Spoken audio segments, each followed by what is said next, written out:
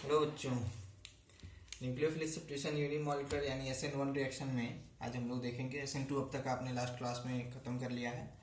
आज हम लोग स्टार्ट करेंगे SN1 reaction. S for substitution, N for nucleophilic, 1 का मतलब यूनिमॉलिक्यूलर है, यानी कि ऐसा सब्स्टिट्यूशन रिएक्शन जिसमें केवल एक रिएक्टेंट की वजह से पूरा रिएक्शन शो करने वाला है। सिर्फ एक रिएक्टेंट की वजह से होंगे दो, लेकिन काम करेगा सिर्फ एक निठल्ला पड़ा रहता है यार इसमें, बस यही बात है। मतलब उसको उठाना पड़ता है, जगाना पड़ता है थोड़ा। तो इसको समझो, न्यूक्लियोफिलिक सब्स्टिट्यूशन यूनिमॉलिक्यूलर यानी SN1 रिएक्शंस कैसे है। तो ये क्या होता है, टर्सरी ब्यूटाइल ब्रोमाइड है और दूसरा है हाइड्रोक्साइड आयन। दो रिएक्टेंट फिर से हमने लिया है और ये फॉर्म कर रहा है टर्सरी ब्यूटाइल अल्कोहल। ध्यान से सुनो, this is tertiary butyl bromide, this one is hydroxide ion, it forms tertiary butyl alcohol and bromide ion. इसका रिएक्शन मैकेनिज्म अगर तुम देखोगे तो टर्सरी ब्यूटाइल ब्रोमाइड जो है, here it is tertiary butyl bromide, है ना। तो दो रिएक्टेंट हमने कहा था, दो रिएक्टेंट है, लेकिन टर्सरी थ्री डिग्री वाला ग्रुप है। तो ये खुद ही अपने से क्या करता है, क्योंकि इसमें अब हमको पता है स्ट्रिक हिंड्रेंस लग जाएगा न्यूक्लियोफाइल का अटैक होने के कारण।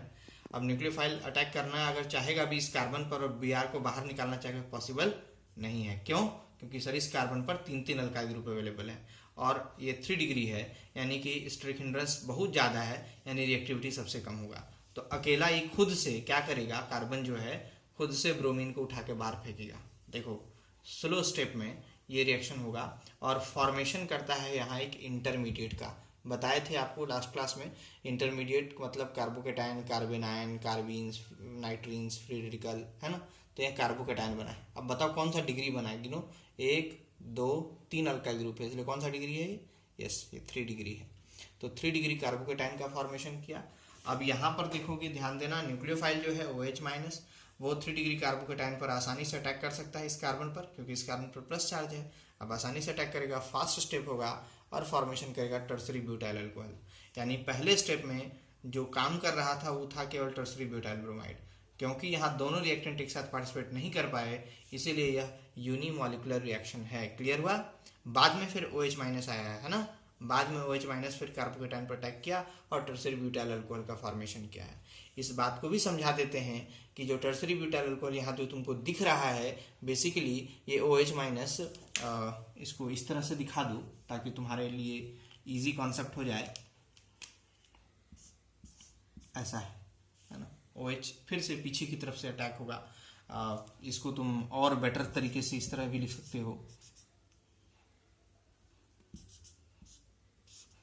समझो ये CH3 है, CH3 है, CH3 है, फिर से वही उल्टा, यानी कि इन्वर्टेड प्रोडक्ट सामने आता है।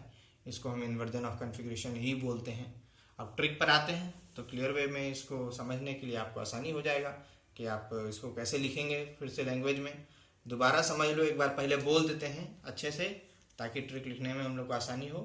सबसे पहले क्या लिखेंगे, the reaction is between tertiary butyl bromide and hydroxide ion, it forms tertiary butyl alcohol and bromide ion as a leaving group. पहला स्टेप क्लियर। अब देखो इसमें बताओ, इस दोनों रिएक्टेंट क्या एक साथ पार्टिसिपेट किया था? नहीं, सिर्फ कौन सा रिएक्टेंट पार्टिसिपेट किया है? केवल टर्सरी ब्यूटाइल ब्रोमाइड। इसीलिए it follows first order kinetics, क्योंकि अकेला काम कर रहा है ये। तो it follows first order kinetics because chemistry की भाषा में बोले तो rate of reaction depends upon the concentration of only one reactant, that is tertiary butyl bromide, right. And there is formation of, बताओ यहाँ क्या बना है, ट्रांजिशन स्टेट या इंटरमीडिएट? यहाँ बना है इंटरमीडिएट, है ना। अपने से सब आएगा, सब चीज अपने से बात है, ठीक।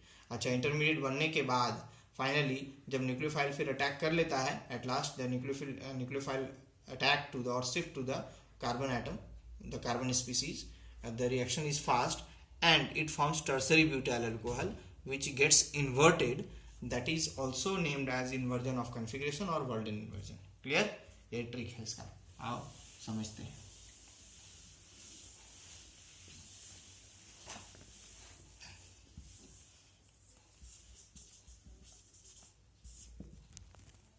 सबसे पहला काम क्या बोले, reaction is between tertiary butyl bromide and hydroxide ion, it forms tertiary butyl alcohol and bromide ion, right? This is your first step.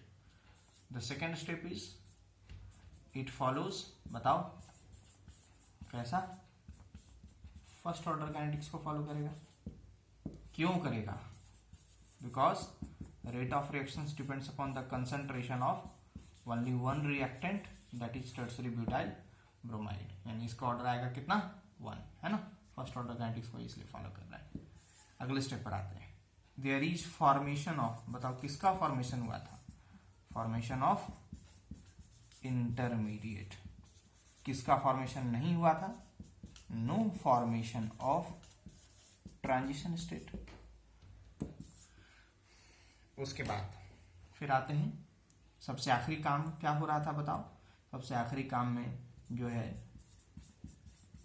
Nucleophilic attack हुआ एंड प्रोडक्ट जो है गेट्स इन्वर्टेड, और इसको हम बुलाए थे इन्वर्जन ऑफ कॉन्फ़िगरेशन, और इसी को हम कह रहे थे वाल्डन इन्वर्जन। खत्म। ठीक हो गया। दोबारा बोल दे, सुन लो। The reaction is between tertiary butyl bromide and hydroxide ion. It forms tertiary butyl alcohol and bromide ion as leaving group. It follows first order kinetics because the rate of reaction depends upon the concentration of only one reactant, that is tertiary butyl bromide. ठीक है? There is formation of intermediate but there is no formation of transition state. सही है ना? फिर क्या बताया गया? At last there is nucleophilic attack and the product gets inverted, which is called as inversion of configuration, named as Walden inversion. खत्म। SN1 समझ में आया? इसका अब हम लोग ऑर्डर ऑफ रिएक्टिविटी को डिस्कस करेंगे। ऑर्डर ऑफ रिएक्टिविटी हम लोग नेक्स्ट वीडियो में ही बताएंगे, है ना। थोड़ा सा बच्चों क्या है ना कि थोड़ा सा अभी टेक्नोलॉजी का कमी है और ज़्यादा टाइम हम इसमें आपको दे नहीं पाते हैं। कम समय का वीडियो बन पा रहा है बट रेगुलर बन रहा है, और मैं कोशिश करूंगा कि जल्दी से जल्दी आपको लॉन्ग वीडियोस मैं आपको प्रोवाइड करा सकूं, ताकि आप ज़्यादा से ज़्यादा समय आप मेरे साथ पढ़ सको। बट फिर भी छोटे छोटे टॉपिक्स को मैं कराते जा रहा हूं, और छोटा टाइम लेकर के, ताकि आप छोटा समय में बड़ा मार्क्स ला सको। Thank you, bye bye.